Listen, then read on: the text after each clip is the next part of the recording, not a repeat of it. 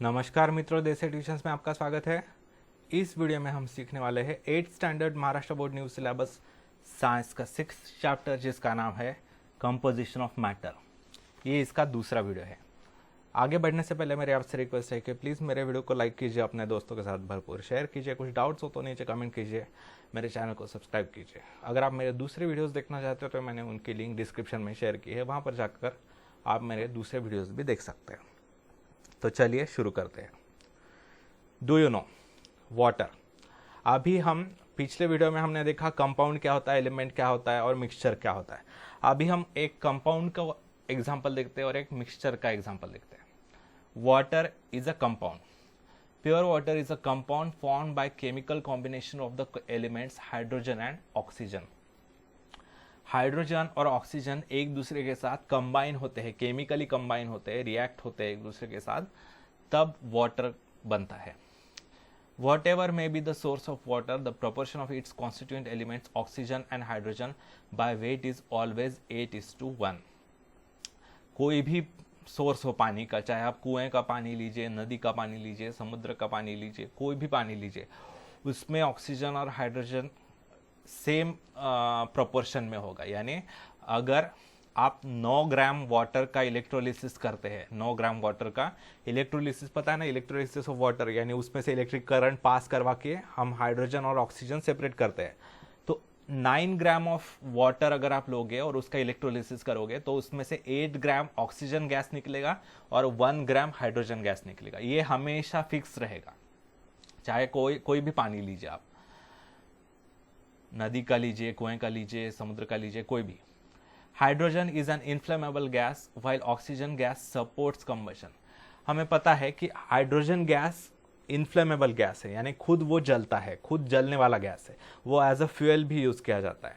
और oxygen gas क्या करता है, कंबशन को सपोर्ट करता है, ज्वलन के लिए मदद करता है। यानी ऑक्सीजन अगर ना हो हवा में तो कोई भी चीज जल नहीं सकती, तो ऑक्सीजन मदद करता है, हेल्प करता है। However, the compound water formed by chemical combination of the gaseous elements hydrogen and oxygen is a liquid। तो देखिए, हाइड्रोजन एक गैस है, ऑक्सीजन भी एक गैस है, लेकिन ये दोनों कंबाइन होकर क्या बना रहे हैं, वाटर बना रहे हैं, जो नॉर्मल टेम्परेचर पर एक लिक्विड होता है। तो यहाँ पर डिफरेंट आ गए प्रॉपर्टी। उसके अलावा it is neither inflammable nor does it support combustion, on the contrary it helps to extinguish fire. ये ना ज्वलनशील है या ना नहीं, यानी ना ये खुद जलता है, ना जलने के लिए हेल्प करता है, उल्टा ये तो आग बुझाने में मदद करता है। ठीक है, तो ऐसे प्रॉपर्टीज अलग हो जाती है, कंपाउंड में प्रॉपर्टीज बदल जाती है। जो कंबाइनिंग एलिमेंट्स होते हैं उनकी प्रॉपर्टीज अलग हो सकती है, और जो बाद में जो बन रहा है कंपाउंड, उसकी प्रॉपर्टीज बिल्कुल अलग होती है कंपाउंड में। लेकिन मिक्सचर में क्या होता है, milk is a mixture. A mixture milk is a mixture of water, lactose, fats, proteins and a few more natural substances.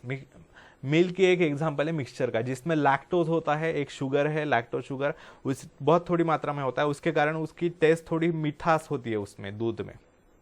फिर फैट्स होते हैं, आपको पता है घी बनाते हैं हम दूध का निकाल कर। फिर प्रोटीन्स होते हैं उसमें, और कुछ और नेचुरल सब्सटेंसेस होते हैं। The proportion of various ingredients of milk is different as per its source. उसमें देखिए, मिल्क में अगर आप भैंस का दूध लोगे या फिर गाय का दूध लोगे, बकरी का दूध, अलग अलग प्राणियों के दूध में अलग अलग प्रोपोर्शन होगा। किसी में कम लैक्टोज, ज्यादा फैट्स होंगे, कम प्रोटीन्स होंगे, ज्यादा लैक्टोज होगा। अलग अलग सोर्सेस से लोगे तो अलग अलग प्रोपोर्शन होगा उनका, ये कॉन्स्टिट्यूएंट्स का, लेकिन वो सभी मिल्क ही है। ऐसा नहीं है कि कंपाउंड में क्या होता था, कोई भी सोर्स होगा वाटर का तो भी ये प्रोपोर्शन फिक्स रहेगा, 8:1 ऑक्सीजन इज टू हाइड्रोजन का। लेकिन ऐसा नहीं है, ये मिक्सचर में प्रोपोर्शन बदलता है। कौन सा पदार्थ, कौन सा सब्सटेंस उसमें कितनी मात्रा में है, कितनी अमाउंट में है, ये बदल रहा है, फिर भी वो मिल्क ही रह रहा है। The proportion of various ingredients of milk is different as per its source. The proportion of fats in cow milk is 3 to 5%, while it is 6 to 9% in buffalo milk. अगर आप देखोगे, गाय का दूध देखोगे तो उसमें सिर्फ 3 to 5% फैट होगा, उसमें ज़्यादा मलाई नहीं आती, ज़्यादा घी नहीं आता। वही अगर बफेलो मिल्क लोगे, भैंस का दूध, तो उसमें 6 to 9% फैट होगा। The ingredient water is naturally present in large proportion in milk. Water तो नेचुरली होता ही है दूध में, उसके अलावा हमारा दूध वाला भी और पानी डालता है उसमें। तो therefore milk exist in liquid state, उसके कारण मिल्क जो है ऑफकोर्स लिक्विड होता है। तो the sweetness of milk is due to the ingredient called lactose. Lactose sugar होती है, उसके कारण मिल्क को जो थोड़ी सी मिठास आती है वो होती है। In other words the properties of constituent substances are retained in milk. तो क्या हो रहा है, देखिए यहाँ पर क्या हुआ था, कंपाउंड में ऑक्सीजन और हाइड्रोजन गैसेस थे, लेकिन वाटर जो बन रहा है उनके कॉम्बिनेशन के बाद वो लिक्विड है। हाइड्रोजन ज्वलनशील है, इन्फ्लेमेबल है, और ऑक्सीजन कंबशन के लिए हेल्प करने वाला है, लेकिन वाटर फायर एक्सटिंग्विशर है। प्रॉपर्टीज बदल रही है, लेकिन यहाँ पर ऐसा नहीं हो रहा। लैक्टोज अगर सेपरेट निकालोगे तो भी वो स्वीट ही रहेगी, ठीक है। तो लैक्टोज के कारण मिठास आ रही है दूध को, यानी वो अपनी प्रॉपर्टी रिटेन कर रहा है, होल्ड कर रहा है। फिर प्रोटीन्स भी होते हैं, फैट्स भी होते हैं। फैट्स आपको पता है, अगर आप थोड़ा गर्म करके ठंडा करोगे दूध को, तो वो सारे फैट्स ऊपर आ जाएंगे, जिससे मलाई बनती है। यानी फैट्स की भी प्रॉपर्टी रिटेन हो रही है। जो कॉन्स्टिट्यूएंट्स है इसमें, उनकी प्रॉपर्टीज वो पकड़ कर रखते हैं, वो रिटेन करते हैं, ठीक है, unlike compound. Types of element, take the following objects, iron nail और sheet, copper wire, aluminium wire, a piece of coal, rub each object on a fresh surface of sandpaper and observe. Hammer each object with force. Take care not to hurt yourself. Record your observations in the following table. क्या करना है, ये तीन चार चीजें लेनी है। लोहे की कीले लेने हैं, कॉपर की वायर लेनी है, एल्यूमिनियम की वायर लेनी है, और एक कोयले का टुकड़ा लेना है। और पहले उन सभी के ऊपर सैंड पेपर, पता है आपको, जो कारपेंटर्स के पास होता है, वो घिसने के लिए, घिस कर क्या करते हैं, वो उसको स्मूथ करते हैं। तो वो जो होता है वो उसे बोलते हैं सैंड पेपर। वो रफ होता है उसका सरफेस। तो पहले उसे इन सभी चीज़ों को सैंड पेपर से घिस कर देखना है, और दूसरे बार में हैमर से, हथौड़े से उस पर मार के देखना है क्या होता है, और यहाँ पर ऑब्जर्वेशंस लिखने हैं। Object, is the surface shining, yes और no? Does the surface flatten, break into small pieces on hammering? देखिए, आयरन नेल जो है, लोहे के कीले जो होते हैं, क्या उनका सरफेस शाइनिंग होता है?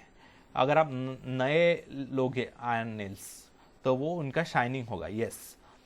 क्या हैमर से मारने के बाद वो चपटा होता है, उसका शेप थोड़ा बदलता है? फ्लैटन्स, यस, फ्लैटन्स। फिर कॉपर वायर क्या सरफेस शाइनिंग होता है? यस। हैमरिंग करने के बाद फ्लैटन होता है। Aluminium wire shining, yes. और फ्लैटन होता है, यस, फ्लैटन्स। कोल पीस, कोयले का टुकड़ा, क्या उसका सरफेस शाइनिंग होता है? नो, उसका सरफेस शाइनिंग नहीं होता, डल होता है। और जो ये होता है, उसे हैमर करने के बाद क्या वो फ्लैटन होता है? नहीं, वो उसके टुकड़े हो जाते हैं, ठीक है, breaks. The objects in the above activity are made of the elements iron, that is Fe symbol, copper Cu, aluminum Al, and carbon C respectively. Fill the following table on the basis of the observations obtained on doing the above two tests on each of the objects. देखिए, elements having a shiny surface कौन से है? Copper है, ठीक है, aluminium है, ठीक है, और आयन अगर नया है तो वो शाइनिंग है, ऐसा कह सकते हैं। और अगर नया नहीं है, पुराना है, तो वो थोड़ा डल होगा। Elements that flatten on hammering, कौन से एलिमेंट्स है? आयरन, कॉपर, एल्यूमिनियम, ठीक है। Elements with a dull surface, अगर पुराना होगा आयरन नेल तो आयरन होगा, और दूसरा है कोल भी डल होता है। फिर elements that break on hammering, कौन ब्रेक होता है? कार्बन ब्रेक होता है। तो ये डल सरफेस में कोल ही लिखिए, आयरन मत लिखिए, ठीक है। फिर you notice that element has different physical properties like luster और paleness, malleability और brittleness। देखिए, अलग अलग एलिमेंट्स में अलग अलग प्रॉपर्टीज दिखाई दे रही है। कुछ में लस्टर है, लस्टर यानी चमक होता है, शाइन। तो एल्यूमिनियम में शाइन है, कॉपर में शाइन है, आयरन में शाइन है, तो उसे कहते हैं लस्टर। या फिर कुछ पेल होते हैं, पेल यानी डल, उनमें चमक नहीं होती, जैसे कोयले का टुकड़ा, कोल पीस। कुछ मेलिएबल होते हैं, यानी जिनको ठोक ठोक के उनके पत्रे बनाए जा सकते हैं, शीट्स, मेटल शीट्स बनाई जा सकती है, या फिर कुछ जो होते हैं वो वायर्स बनाए जा सकते हैं, ठीक है, जैसे एल्यूमिनियम हो गया, कॉपर हो गया, आयन हो गया, उनके पत्रे बनाए जा सकते हैं, शीट्स बनाए जा सकते हैं। या फिर कुछ ब्रिटल होते हैं जैसे कोल, यानी उस पर ठोकने के बाद वो उसके टुकड़े ही हो जाते हैं, उसका शेप नहीं बदलता। According to that elements are classified, उसके अनुसार कुछ एलिमेंट्स क्लासिफाई किए जाते हैं इस प्रॉपर्टीज के अनुसार, मेलिएबिलिटी, लस्टर, पेलनेस, ब्रिटलनेस, उसके अनुसार। In early times elements were classified into metals and non metals. पहले पुराने समय में दो तरह के दो टाइप्स किए जाते थे एलिमेंट्स के, एक था मेटल्स, दूसरा था non metals. After invention of new elements a new type metalloid is discovered. बाकी और इन एलिमेंट्स का इन्वेंशन होने के बाद क्या होने लगा, और एक तीसरा टाइप आ गया जिसे कहते हैं मेटलॉइड। मेटलॉइड यानी वो कभी कभी मेटल की प्रॉपर्टीज शो करते हैं, कभी कभी नॉन मेटल्स की प्रॉपर्टीज शो करते हैं, तो उन्हें कहते हैं metalloid. The detail study of these type of elements will be made in the chapter metal and non metals. इसकी स्टडी इस चैप्टर में होने वाली है। Types of compound, try this: apparatus, evaporating dish, tripod stand, burner, etc. Chemicals: camphor, washing soda, blue vitriol, sugar, glucose, urea. तो ये लेने हैं। Keep the evaporating dish on the tripod stand, figure 6.4. ठीक है, ऐसे evaporating dish लेनी है इस पर, और बर्नर नीचे लगा देना है। Heat the camphor, take some camphor in the evaporating dish. कापूर होता है ना, कर्पूर, आरती के बाद लगाते हैं। Heat the camphor in the dish strongly with the help of burner, find out what remains behind in the evaporating dish. उसको dish में रखना है और हीट करना है बहुत ज़्यादा तेज़ी से, और क्या देखना है कि क्या बाद में कुछ बचता है कि नहीं। Repeat the above procedure using limestone, washing soda, blue vitriol, sugar, glucose and urea instead of camphor. बाद में क्या अलग अलग डिशेस में ये पदार्थ डालकर, एक एक डालकर उसको हीट करके देखना है। Record your observation in the following table. Do this activity carefully under the supervision of your teacher as some of the powders may catch fire. ये केयरफुली करना है क्योंकि कुछ पाउडर्स को हीट करने के बाद वो आग पकड़ लेती है, तो आपको केयरफुली करना है। Powder in the evaporating dish, whether there was a residue, no residue in the evaporating dish, colour of the residue. Camphor को हीट करने के बाद नो रेसिड्यू, नो, तो since there is no residue so no question of colour of the residue. Limestone को heat करने के बाद yes there is a residue, white colour का होता है। फिर लेते हैं वॉशिंग सोडा। वॉशिंग सोडा का हीट करने के बाद रेसिड्यू होता है यस, और व्हाइट कलर का होता है। फिर शुगर को लेते हैं। शुगर को हीट करने के बाद रेसिड्यू होता है, वो ब्लैक कलर का होता है। ब्लू विट्रियोल को हीट करने के बाद रेसिड्यू होता है, वो व्हाइट कलर का होता है। ठीक है, you saw in the above activity that on heating strongly some compounds give residue while others do not give any residue और गिव अ ब्लैकिश रेसिड्यू। ऊपर जो हमने सब्सटेंसेस देखे, उनको हीट करने के बाद कुछ सब्सटेंसेस रेसिड्यू देते हैं, रखते हैं नीचे, कुछ रेसिड्यू नहीं रखते हैं, कुछ ब्लैक रेसिड्यू रखते हैं। ठीक है, ब्लैक कलर का रेसिड्यू यानी हीट करने के बाद जो नीचे जमा रहता है उसे कहते हैं रेसिड्यू।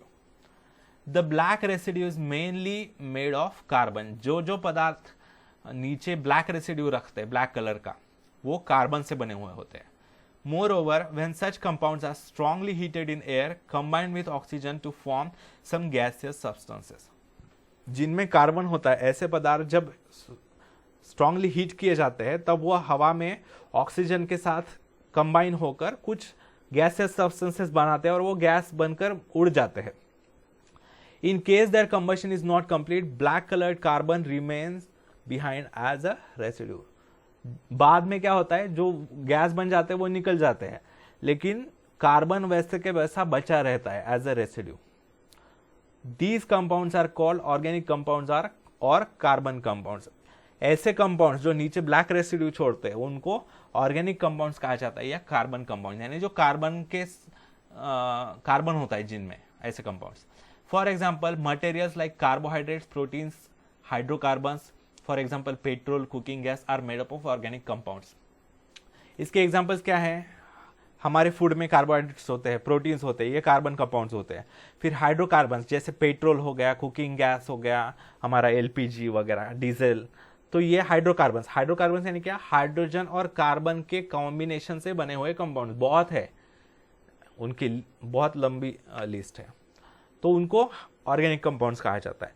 फिर the camphor, sugar, glucose and urea used in the bioactivity are organic compounds. ऊपर जो हीट किए गए थे उनमें से कैम्फर ऑर्गेनिक है यानी black residue, sugar black residue organic, glucose black residue organic, urea black residue organic. On the other hand, the compounds that decompose on strong heating to leave a white residue, यहाँ पर white होना चाहिए, behind are inorganic compounds, ठीक है। For example, common salt, soda, हमारा जो नमक होता है खाने का, फिर सोडा, फिर रस्ट यानी जंग जो होता है लोहे का, blue vitriol, limestone are inorganic compounds. ये क्या करते हैं? या तो ये व्हाइट रेसिड्यू देते हैं या फिर no residue. In addition there is one more type of compounds namely complex compounds. Inorganic compounds के साथ कुछ दूसरे टाइप ऑफ कंपाउंड्स भी होते हैं जिन्हें कहा जाता है कॉम्प्लेक्स कंपाउंड्स।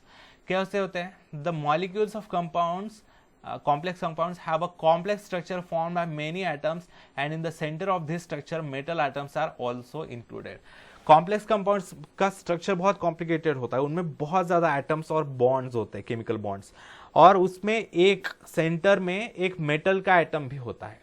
जैसे एग्जाम्पल क्लोरोफिल, आपको पता है प्लांट्स में ग्रीन कलर का क्लोरोफिल होता है, फोटोसिंथेसिस के लिए यूज किया जाता है। तो chlorophyll that contains magnesium, chlorophyll का बड़ा सा मॉलिक्यूल होता है, उसमें सेंटर में एक मैग्नीशियम का एटम होता है जो एक मेटल है। फिर हीमोग्लोबिन, आपको पता है हमारे ब्लड में जो रेड कलर आता है वो ब्लड हीमोग्लोबिन के कारण आता है। तो हीमोग्लोबिन जो होता है हमारे ब्लड में, वो उसमें आयन का एटम होता है दैट कंटेन्स आयन। फिर साइनोकोबालामाइन नाम का एक विटामिन है, विटामिन B12 कहते हैं उससे general name, that contain cobalt are some examples of complex compound.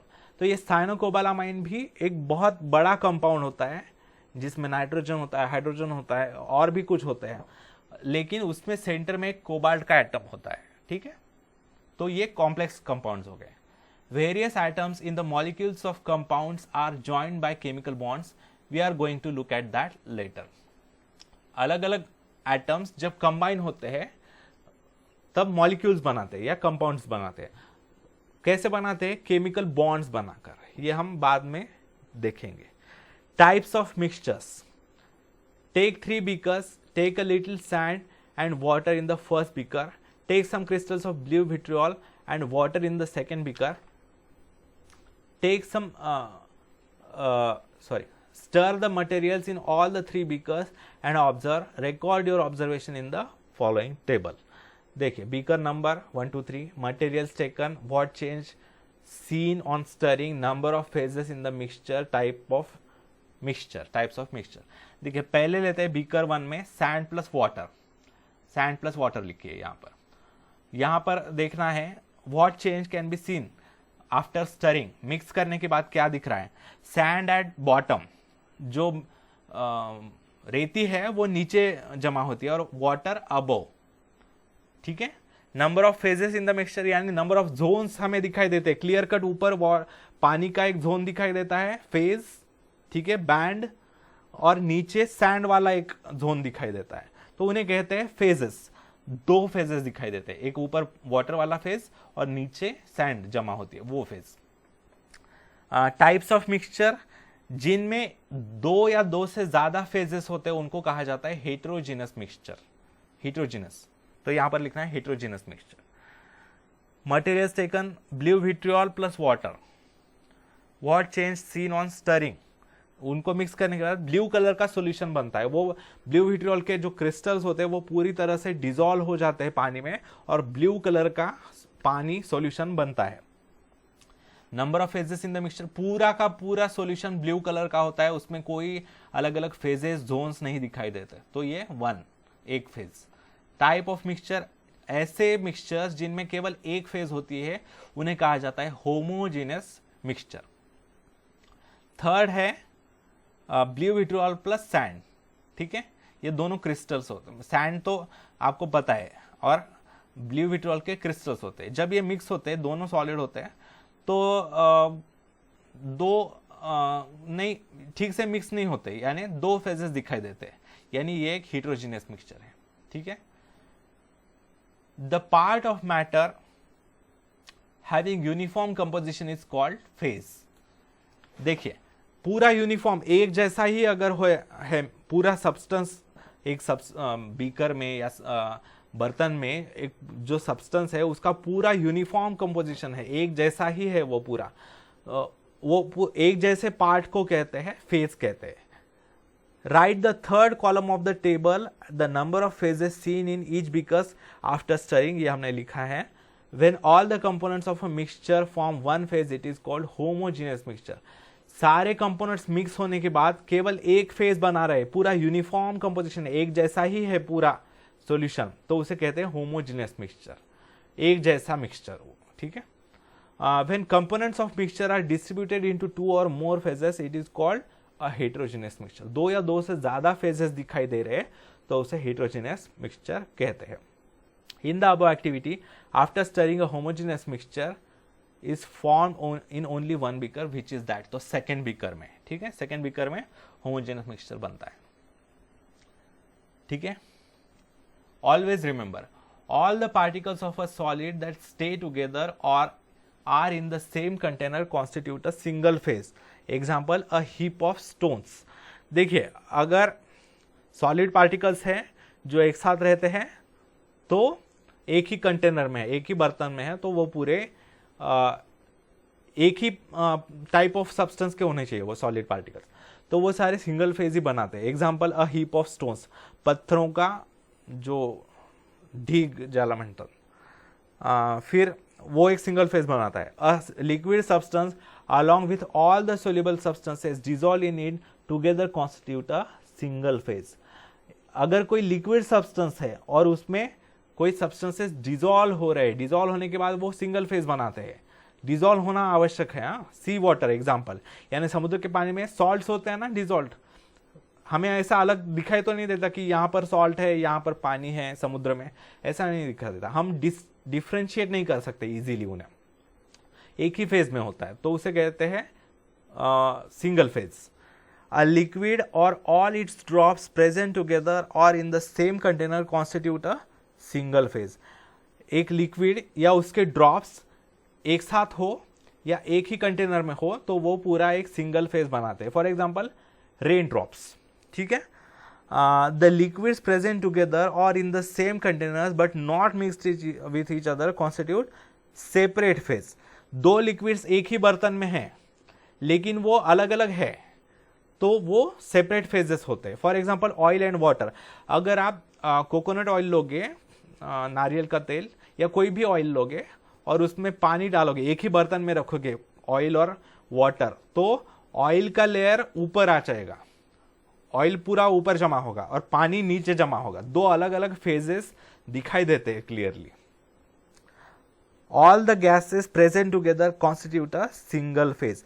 सभी गैसेस हर बार हमेशा एक दूसरे में पूरी तरह से मिक्स होते हैं और एक सिंगल फेज बनाते हैं। फॉर एग्जांपल, एयर, एयर में क्या होता है, नाइट्रोजन होता है, ऑक्सीजन होता है, वाटर वेपर्स होते हैं, H2O, ठीक है, कार्बन डाइऑक्साइड होता है, ये सारे गैसेस मिक्स होते हैं और वो सिंगल फेज बनाते हैं। क्या हम देख सकते हैं कि यहाँ पर हाँ मुझे कार्बन डाइऑक्साइड दिख रहा है गैस, यहाँ पर ये मुझे ऑक्सीजन दिखाई दे रहे हैं, यहाँ पर नाइट्रोजन, ऐसा नहीं होता, पूरा मिक्स होता है, तो ये एक सिंगल फेज बनाता है, होमोजेनियस मिक्सचर बनाता है गैसेस हमेशा। Try this, take 3 beakers, take 10 grams of common salt in the first beaker, 10 grams of sawdust in the second beaker and 10 ml of milk in the third beaker. 3 beakers लेने हैं, 10 ग्राम salt लेना है पहले इसमें beaker में, second में 10 ग्राम लकड़ी का भूसा लेना है, फिर तीसरे इसमें 10 ml मिल्क लेना है। Add 100 ml of water to all the 3 beakers and stir. सभी में 100 ml वाटर डालना है और मिक्स करना है. Which of the mixtures shows separate water phase? क्या किन मिक्सचर्स में अलग अलग वाटर फेज दिखाई देती है, ये पूछा है. Place the 3 beakers in front of the vertically held paper and pass a laser beam through the beakers from the opposite side. Use the laser beam under the guidance of the teacher.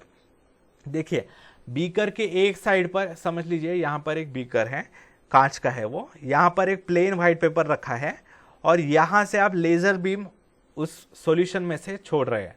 ठीक है, तो आपको देखना है कि इस paper पर क्या वो लेजर बीम के रेज आ रहे हैं without any disturbance, without any ये डिस्ट्रीब्यूशन, या फिर वो बिल्कुल यहां से जैसे निकला वैसे का वैसे आ रहा है, या कुछ डिस्टर्बेंस होने के बाद आ रहा है, या बिल्कुल ही नहीं आ रहा, वो देखना है. At the same time observe that what appears on the paper in front of beaker. Paper पर क्या आता है लेजर बीम का. Also look at the beaker from the side. Arrange 3 filtration assemblies using conical flask, funnel and filter paper for doing filtration. फिर 3 अलग अलग conical flask में funnel और फिल्टर पेपर रखकर फिल्ट्रेशन बनाना है. फिल्ट्रेशन असेंबली कहते हैं उससे, फिल्टर करने के लिए. Stir the mixtures in the 3 beakers and carry out filtration. ये तीनों मिक्सचर्स स्टर करने हैं और उनको फिल्टर करके देखना है. Record all the observations in the following table. यहाँ पर एक ऐसा टेबल बनाकर आप लिख सकते हैं. अभी मैं आपको नहीं बताने वाला क्योंकि आपको आगे पता चलने वाला है कि कौन सा बीकर में कैसे कौन से कंपोनेंट्स है. सेपरेट एक्वियस फेज यानी क्या होता है, पानी की अलग फेज दिखाई देती है. एक्वियस यानी वाटर, एक्वा यानी वाटर होता है. क्या पानी अलग दिखाई दे रहा है और दूसरा मिक्सचर वाला कंपोनेंट अलग दिखाई दे रहा है. क्या ट्रांसपेरेंट है या ओपेक है. ट्रांसपेरेंट यानी पारदर्शी, ओपेक यानी अपारदर्शी. और components are separated not separated by filtration. क्या उसके कंपोनेंट्स फिल्ट्रेशन के बाद सेपरेट हुए हैं या नहीं हुए हैं. अभी इसमें आगे डिस्क्रिप्शन में आपको पता चलेगा. Solution. A homogeneous mixture of 2 or more substances is called solution. ये है सॉल्यूशन की डेफिनेशन. ऐसा मिक्सचर होना चाहिए जो होमोजीनियस होना चाहिए, यानी सिंगल फेज होनी चाहिए, उसमें मल्टीपल फेजेस नहीं चलेंगे. ये होमोजीनियस मिक्सचर ऑफ 2 और मोर सब्सटेंस, 2 या 2 से ज्यादा सब्सटेंसेस का होमोजीनियस, वो मिक्स हो रहे, डिसॉल्व हो रहे एक दूसरे में, बिल्कुल ऐसे मिक्सचर को कहते हैं solution. In the first beaker in the above activity, a homogeneous mixture of water and salt is formed. पहले बीकर में हमने पानी और सॉल्ट मिक्स किया था, तो वो सॉल्ट जो है वो पूरा डिसॉल्व हो जाता है पानी में. ठीक है, उसको स्टर करने के बाद हम अलग सेपरेट नहीं कर सकते इजीली. ठीक है, तो एक ही सिंगल फेज होती है पूरे सॉल्यूशन में, उसे कहते हैं solution. It is called a salt solution. तो इसे सॉल्ट सॉल्यूशन कहते हैं. फर्स्ट बीकर में जो था वो. That component of a solution which is present in the largest proportion is called solvent. Solution में जो पदार्थ, जो सब्सटेंस सबसे ज्यादा मात्रा में होता है, सबसे ज्यादा अमाउंट में होता है, उसे कहते हैं सॉल्वेंट. यानी सॉल्वेंट किसे कहते हैं, जो सबसे ज्यादा मात्रा में होता है, और दूसरी चीज है जिसमें बाकी के पदार्थ डिसॉल्व हो रहे. ठीक है, उसे कहते हैं सॉल्वेंट. फॉर एग्जाम्पल वाटर में सॉल्ट डिसॉल्व हो रहा है, तो वाटर हो गया सॉल्वेंट. ठीक है. The other components which are in less proportion than the solvent are called solute. जो कम मात्रा में होते हैं, जो डिसॉल्व होते हैं, जो मिक्स हो रहे हैं, उनको कहा जाता है सोल्यूट. यानी इस सॉल्यूशन में सॉल्ट है सोल्यूट और वाटर है solvent. The process of forming a solution by mixing solutes in a solvent is called dissolution. जिस प्रोसेस द्वारा एक सोल्यूट मिक्स होता है सॉल्वेंट में, जैसे सॉल्ट मिक्स हो रहा है वाटर में, उसको कहते हैं डिसोल्यूशन. डिसॉल्व हो रहा है, कहते हैं ना हम, सॉल्ट डिसॉल्व हो गया. फिर according to the states of components solution can be of many types. देखिए कंपोनेंट्स कौन सी स्टेट में है, लिक्विड, सॉलिड, गैसेस, उसके अनुसार सॉल्यूशन भी अलग अलग टाइप्स के हो सकते हैं. कैसे देखेंगे. The solution such as sea water, blue vitriol dissolve in water, salt dissolve in water, sugar syrup are of type solid in liquid. देखिए सी वाटर जो होता है उसमें कई सारे सॉल्ट्स डिजोल्व होते हैं, ब्लू विट्रॉल के क्रिस्टल्स होते हैं वो पानी में डिजोल्व हो जाते हैं। फिर सॉल्ट पानी में डिजोल्व करोगे तो वो शुगर डिजोल्व करोगे पानी में, शुगर सिरप बनाओगे। तो क्या हो रहा है, ये जो सोल्यूट्स है सॉल्ट, शुगर, ब्लू विट्रॉल, ये सॉलिड फॉर्म में होते हैं और डिजोल्व हो रहे हैं वो लिक्विड वाटर में। तो ये क्या हो गया, these are of the type solid in liquid, यानी ये solid salt in liquid water, तो ये solid in liquid type of solution हो गया।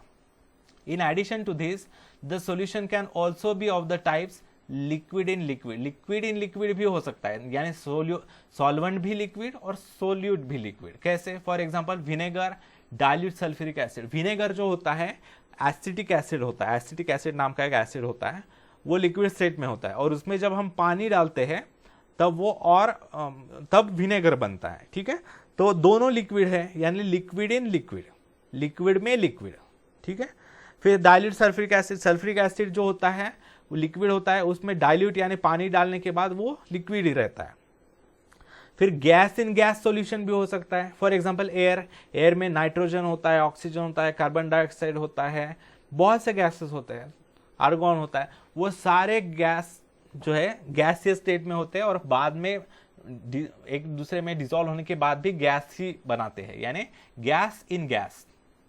फिर सॉलिड इन सॉलिड भी हो सकता है solution, solid in solid, for example alloys like brass, steel, stainless steel etcetera. यानी सॉलिड इन सॉलिड यानी देखिए मेटल्स आपको पता है, एलॉयज पता है ना, ब्रास पीतल हो गया, पीतल, या फिर स्टेनलेस स्टील, स्टेनलेस स्टील में आयरन में थोड़ा कार्बन डाला जाता है, निकल डाला जाता है, तो ये क्या हो गया सॉलिड इन सॉलिड, आयरन भी सॉलिड होता है और कार्बन भी सॉलिड होता है। या फिर ब्रास में कॉपर प्लस जिंक होता है, कॉपर भी सॉलिड होता है, जिंक भी सॉलिड। आपको लगेगा कि ये कैसे मिक्स होगा, फिर दोनों सॉलिड है तो कैसे मिक्स होंगे, उनको मेल्ट करवा के मिक्स करवाया जाता है। ठीक है, तो बाद में फिर वो सॉलिडिफाई होता है, तो उसके कारण इसे सॉलिड इन सॉलिड कहा जाता है सॉल्यूशन। फिर gas in liquid, for example chlorinated water, hydrochloric acid.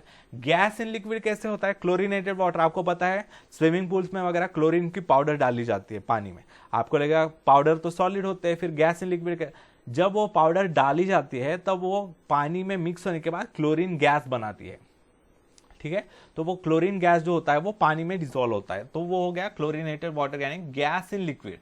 फिर हाइड्रोक्लोरिक एसिड, हाइड्रोक्लोरिक एसिड जो होता है मूलतः ओरिजिनली वो गैस होता है, लेकिन उसमें जब हम पानी मिक्स करते हैं तब वो गैस इन लिक्विड हो जाता है। फिर और एक एग्जांपल आपको कॉमन एग्जांपल है, कोल्ड ड्रिंक पता है ना आपको, कोल्ड ड्रिंक, तो उसमें कार्बन डाइऑक्साइड डिसॉल्व किया होता है पानी में। ठीक है, कोका कोला वगैरह जो होते हैं वो बबल्स वाले जो कोल्ड ड्रिंक होते हैं वो, उनमें वो एक एग्जांपल है gas in liquid. The composition of a homogeneous mixture that is say solution is uniform throughout the bulk. Solution का पूरा कंपोजिशन होमोजीनियस होता है, सिंगल फेज वाला होता है, उसमें हम डिफरेंशिएट नहीं कर सकते इजीली, यूनिफॉर्म होता है, एक जैसा होता है।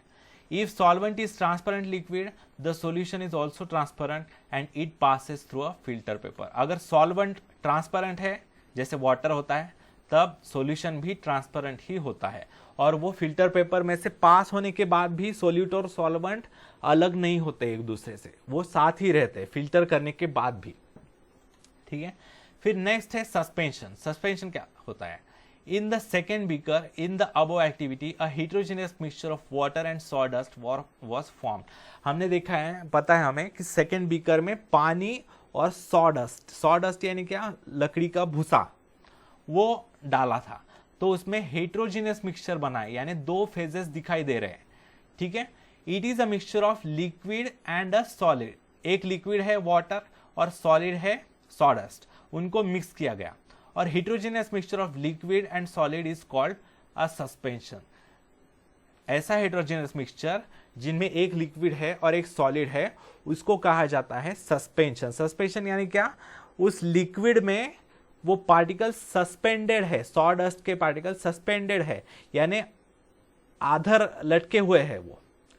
ठीक है, जैसे गढ़ूळ पानी असता ना, गढ़ूळ पानी, वो भी ऐसा ही है, सस्पेंडेड, सस्पेंशन। ठीक है, जिसमें वो पार्टिकल्स लटके हुए रहते हैं, तैरते हुए रहते हैं। The diameter of the solid particles in a suspension is larger than 10⁻⁴ metres.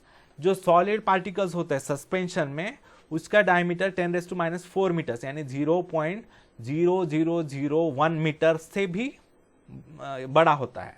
ठीक है, बहुत छोटा हो गया ये, लेकिन एक स्टैंडर्ड साइज है वो। Therefore light cannot transmit through it, तो इसमें से लाइट ट्रांसमिट नहीं हो सकता। Moreover, these solid particles remain on ordinary paper, filter paper as residue, and therefore the liquid and solid components of a suspension get separated by filtration। तो ये जो होते हैं, जब हम फिल्टर करते हैं सस्पेंशन को, तब ऊपर जमा रहता है जो सॉडस्ट है, वो सॉलिड पार्टिकल्स जो है, भूसा जो है वो ऊपर रहता है और लिक्विड पास हो जाता है। तो ये एक एग्जाम्पल है, ये एक लक्षण है सस्पेंशन का। फिर अभी देखते हैं कोलॉइड। कोलॉइड क्या होता है? The mixture of water and milk in the third beaker in the above activity is translucent. Colloid का एग्जाम्पल है, वाटर में जब हम दूध डालते हैं थर्ड बीकर में, तब वो मिक्सचर क्या होता है? ट्रांसल्यूसेंट, यानी थोड़ा लाइट उसमें से जाता है, पास होता है, और थोड़ा स्कैटर होता है, यानी फैलता है थोड़ा लाइट के rays. It means that when light is incident on the surface of this mixture, it is partly transmitted and partly scattered. थोड़ा आर पार जाता है लाइट और थोड़ा वो स्कैटर होता है, यानी फैलता है, यानी वो पूरा दूध का बर्तन वो ग्लो होने लगेगा। This is because the tiny particles of milk phase in this heterogeneous mixture are dispersed evenly in water phase, and the diameter of these particles is around 10⁻⁵ meters। तो ये heterogeneous mixture होता है, और दूध के particles जो होते हैं छोटे छोटे, वो पानी में पूरी इवनली बिल्कुल एक तरह से मिक्स हो जाते हैं, लेकिन इनका पार्टिकल का साइज जो होता है वो 10⁻⁵ मीटर्स के अराउंड होता है, यानी 0.004 टाइम्स 0 1 0.00001 मीटर्स इतना होता है। सच अ heterogeneous mixture is called colloid. Colloid ये ऐसा मिक्सचर होता है जिसमें थोड़े छोटे होते हैं, सस्पेंशन से थोड़े छोटे होते हैं particles. However, as the pores of an ordinary filter paper are larger than colloid, the heterogeneous mixture cannot be separated by filtration। Although this is a heterogeneous mixture, इसमें फेजेस अलग होते हैं, लेकिन फिर भी फिल्टर पेपर में से filter करने के बाद ये अलग नहीं होते। दूध ऊपर नहीं रहता और पानी नीचे नहीं चला जाता, दोनों साथ साथ चले जाते हैं। क्यों? क्योंकि फिल्टर पेपर के पोर्स जो छेद होते हैं वो इससे बड़े होते हैं, तो ये पार्टिकल्स ऑफ मिल्क जो है वो आर पार चले जाते हैं। कोलॉइड के पार्टिकल्स चले जाते हैं आर पार। इसका कोलॉइड का और एक एग्जाम्पल मैं बता सकता हूं आपको। जब हम बहुत ट्रैफिक वाले रोड पर आते हैं, हमारे यहाँ बहुत धूल होती है ना, तब धूल वाले रास्ते पर जब आप जाओगे और रात के समय आप लाइट लगाओगे गाड़ी का, तब आपको उस लाइट का पूरा पाथ दिखाई देगा, वो लाइट का पूरा रे दिखाई देगा। क्यों? क्योंकि उसमें से लाइट पार्टली ट्रांसमिट हो रहा है और पार्टली स्कैटर हो रहा है। धूल के पार्टिकल्स जब हवा में मिक्स होते हैं तब एक कोलॉइड बनाते हैं। ठीक है, milk is itself a colloid. Milk है, ये कोलॉइड है। In it, the solid and liquid particles of proteins, fats, etc., having a diameter around 10⁻⁵ meters, are dispersed in the aqueous medium. Milk ये colloid है जिसमें solid और liquid particles किसके? Proteins के, fats के, जो लैक्टोज शुगर है उसके पार्टिकल्स डिस्पर्स्ड होते हैं, फैले हुए होते हैं, जिनकी साइज 10⁻⁵ मीटर्स के आसपास होती है। In the aqueous medium, aqua यानी पानी, एक्वियस मीडियम यानी पानी में मिक्स होते हैं, डिस्पर्स होते हैं, फैले हुए। Apart from this there are some more types of colloids such as solid in gas, for example smoke. जैसे सॉलिड इन गैस मैंने आपको बताया, धुआं गाड़ियों का जो हवा में मिक्स होता है वो, या फिर धूल भी। Liquid in gas, for example fog, cloud. Liquid in gas का एग्जांपल क्या हो गया? जब विंटर सीजन होता है ना, तब सुबह सुबह पूरा धुक्का पसरलेला असतं ना, व्हाइट व्हाइट पूरा, तो वो liquid droplets of water are dispersed in air, तो लिक्विड इन गैस कोलॉइड हो गया। ठीक है, तो ऐसे है। तो इस वीडियो में यही तक। अगर आपको मेरा वीडियो अच्छा लगे तो प्लीज़ मेरे वीडियो को लाइक कीजिए, अपने दोस्तों के साथ भरपूर शेयर कीजिए। कुछ डाउट्स हो तो नीचे कमेंट कीजिए, मेरे चैनल को सब्सक्राइब कीजिए। धन्यवाद मित्रों, आपका दिन बहुत बहुत शुभ जाए।